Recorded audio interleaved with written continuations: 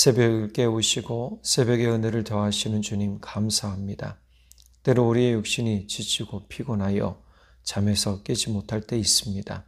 또 우리의 영이 너무나 상심하여 낙심하여 주님 앞에 나오지 못할 때가 있습니다. 주님, 우리의 육신을 더욱 강하게 해주시고 우리의 심령이 주님 앞에 더욱 서도록 인도해 주십시오. 이 새벽의 은혜를 그냥 흘러 보내지 말게 하시고 늦게라도 방송으로라도 보고 함께 은혜를 누리며 기쁨을 누리며 말씀의 은혜를 찾아 오늘 하루도 힘있게 우리 하나님과 우리 주 예수님과 성령으로 동행하는 삶이 되도록 함께해 주십시오. 주의 오른손으로 강건하게 붙들어 주시기를 간절히 원하며 우리 주 예수 그리스도의 이름으로 기도드렸습니다. 아멘. 새벽으로 함께 하시는 성도님들, 또 방송으로 함께 하시는 성도님들 사랑하고 축복합니다. 이번 한 주 일교차가 좀 심합니다. 새벽엔 춥고 낮에는 따뜻하다고 하니까요. 더욱 감기 모쪼록 또 건강에 유의해 주시기 바랍니다. 앞서 하나님께서 다윗의 범죄를 그냥 지나치지 않으시고 훈계하시고 꾸짖으신 뒤에 다윗의 범죄에 대한 고백을 받고 용서해 주셨지만 그가 범한 대가, 즉 죄의 대가에 대해서는 지불될 것을 말씀하셨습니다. 두 가지로 이야기하셨죠. 그가 수치를 당하는 겁니다. 그의 첩들이죠. 그의 첩들이, 아내들이 대낮에 많은 사람들에게 능욕을 당하는 그런 부분과 또 한 가지는 낳은 아들이 죽을 것이다. 그러니까 누구에게 낳은 아들인지는 본문상 보면 딱 나오죠. 그러니까 밧세바와 사이에서 낳은 아들이 죽을 것이다 라고 얘기를 하는 겁니다. 그리고 바로 다윗이 낳은 아들이 죽을 것을 말씀하신 뒤에 이 일이 이루어져요. 15절에 보면 바로 나타나죠. 네. 14절이죠. 이 일로 말미암아 여호와의 원수가 크게 비방할 거리를 얻게 하셨으니 당신이 낳은 아이가 반드시 죽으리이다. 이미 낳았어요. 낳을 아이가 아니라 낳은 아이입니다. 자, 그리고 난 다음에 우리아의 아내가 다윗에게서 낳은 아이를 여호와께서 치심에 심히 알았다, 앓고 있다, 앓게 되었다라는 겁니다. 이것을 우리의 죄를 대신 지시고 죽으신 예수님에 대한 예표로 보기도 합니다.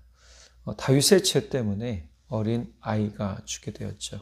우리의 죄 때문에 어린 양이신 예수님이 십자가를 지시고 대신 죽으셨습니다. 근데 이 이야기를 볼 때에 결국 우리의 죄가 얼마나 참 중요한가라는 것을 한번 생각해 보게 됩니다.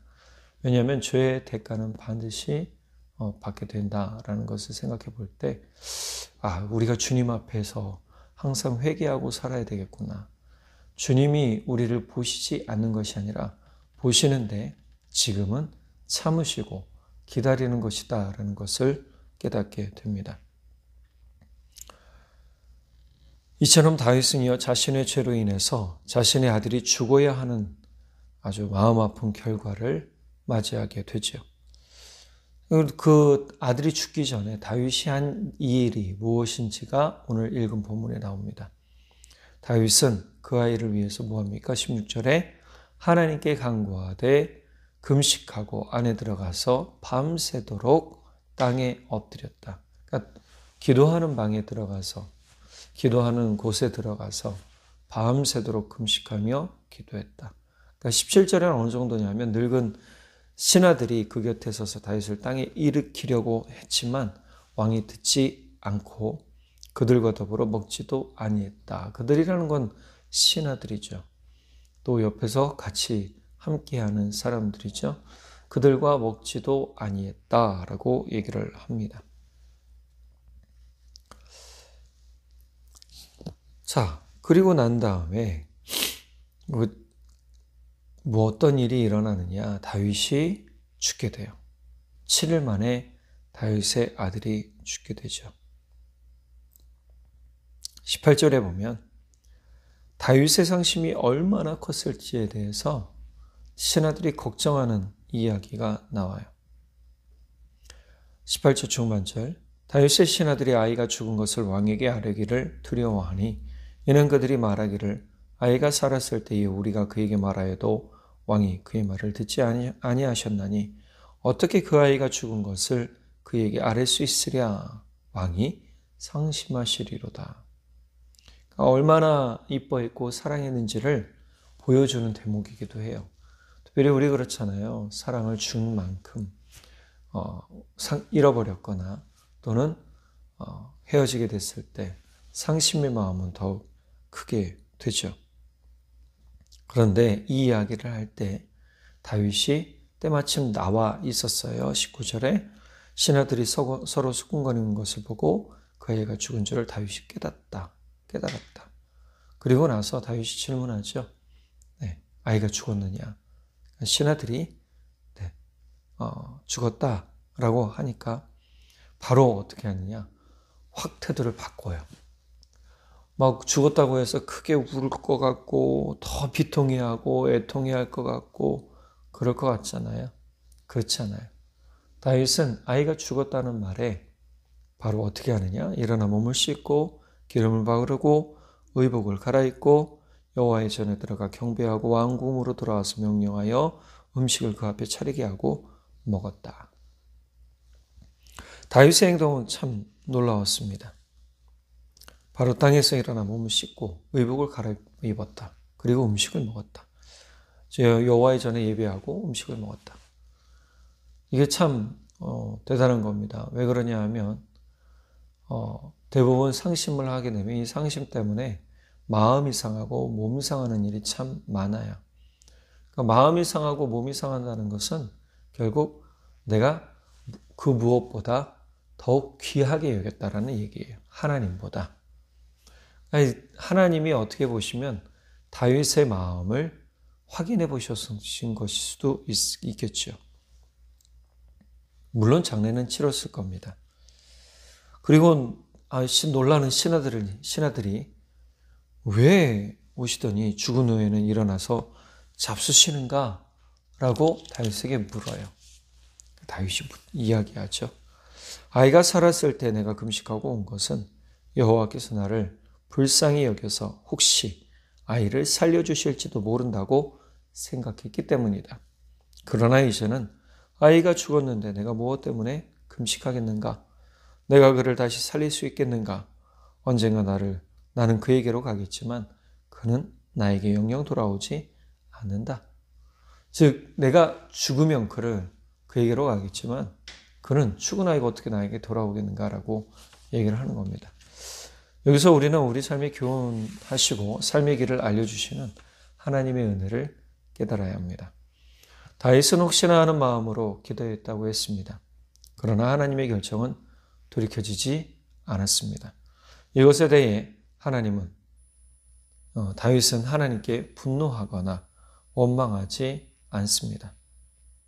도리어 하나님의 역사와 하나님의 심판에 대해서 인정하고 순종합니다.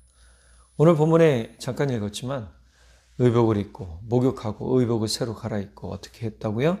하나님께 경배드린 다음에 음식을 먹었어요. 그러니까 깨끗하게 자신을 정결하게 육신적으로 정결하게 한 다음에 하나님께 경배했다. 오늘 이 말씀이 너무 대단한 거예요. 왜 그러냐면 경배했다는 것은 하나님의 그 모든 것들을 그 능력과 하나님의 모든 하시는 일에 대해서 인정하고 높여드렸다라는 의미예요. 그러니 다윗이 이렇게 한 것에 대해서 하나님께 순종한 거예요. 그리고 하나님께 경배하며 하나님의 일이 다윗의 삶에 온전히 이루어지기를 인정한 부분이기도 합니다. 사람들은 기도하며 자신의 뜻이 이루어지지 않을 때 대부분 반응은 하나님을 원망하거나 하나님의 존재에 대해서 의심하거나 또 하나님을 부인하기까지 합니다. 그러니까 내가 고난당하는 일들이 너무 힘들고 괴롭고 내게 시험당하는 일이 너무나 고통스러울 때 그럴 때 이런 마음이 들 수 있다라는 거예요. 다윗도 마찬가지죠. 내가 사랑하는 사람, 내가 사랑하는 아이 하나님이 그 영혼을 데려가시겠다라고 하는데 다윗의 마음이 얼마나 비통하고 얼마나 개인적으로 생각해 본다면 하나님을 원망할 수도 있었을 거예요. 그런데 다윗은 그렇게 하지 않았다는 겁니다. 그러나 하나님의 역사와 심판을 인정하는 삶과 태도야말로 하나님의 은혜를 더욱 깊이 경험하도록 하는 중요한 삶의 자세라는 겁니다. 우리 신앙의 자세라는 겁니다. 비록 지금 내 삶이 형통치는 않아도, 그닥 넉넉하지 않아도, 다른 사람보다 더욱 풍족하지 않아도 주님의 은혜와 주님의 사랑, 주님의 하시는 일을 인정하고 사는 것이야말로 주님을 높여드리는 일이라는 것이죠. 하나님은 다윗의 아들을 데려갔지만 그 다음 밧세바와 사이에서 낳은 아들 솔로몬을 통해서 하나님의 성전을 짓도록 허락하십니다. 우리가 아는 솔로몬 어떤 왕입니까? 지혜의 왕이고, 우리 성경에 보면 잠언, 전도서, 아가서를 지은 저자로 알려져 있습니다. 이처럼 하나님은 다윗과 한 약속을 지켜주십니다. 우리의 기도가 당장 응답되지 않는다고, 이루어지지 않는다고 실망하지 마시기 바랍니다. 하나님의 역사와 시간에 순종하는 사람은 반드시 하나님의 시간 안에, 그리고 하나님의 역사 가운데 응답을 받고 그 복을 누리게 됩니다. 시편 62편 1절과 5절 말씀에 내 영혼이 잠잠히 하나님만을 기다림은 나의 구원이 그에게서만 나오기 때문이다. 내 영혼아 잠잠히 하나님만 기다려라. 내 희망은 오직 하나님에게만 있다. 우리가 지금 필요한 건 무엇일까요? 힘들고 고통스럽고 또 어려울 때 내 마음이 주체하지 못할 그 어떤 흔들리는 마음이 될 때, 또 내 생각이 자꾸만 하나님 아닌 다른 것으로 움직이려 할 때, 우리는 하나님을 향하여 우리의 생각과 마음을 온전히 붙들어 매고 또 하나님만을 바라보며 하나님의 은혜를 기다리는, 잠잠히 기다리는 삶이 되기를 간절히 바랍니다. 그럴 때 하나님께서 주시는 그 모든 복된 은혜와 복된 기쁨이 우리의 삶에 풍족하게 일어나게 될 줄 믿습니다. 그러니 이제 하나님만 바라보십시오.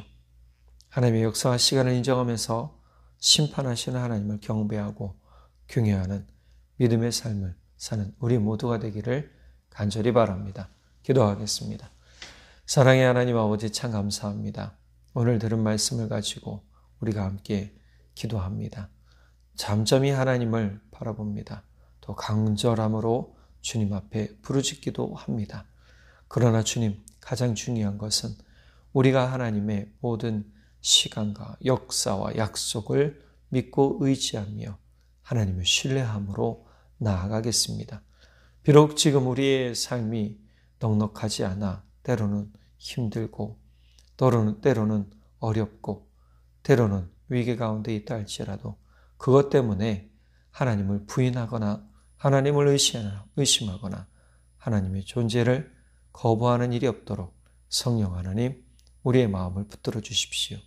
우리를 예수 십자가 안에 더욱 붙들어 매고 우리가 사는 것이 아닌 우리 안에 예수의 은혜로 살며 예수 십자가 능력으로 살며 주의 사랑의 능력으로 사는 우리 모두 되도록 성령 하나님 역사해 주시고 인도해 주십시오. 믿고 감사드리며 우리 주 예수 그리스도의 이름으로 기도드렸습니다. 아멘. 사랑의 주 내 안에 계시네. 다함이 없는 주의 크신 사랑, 세상에 없는 놀라운 사랑, 그 안에서 나는 자유하네. 날 살리신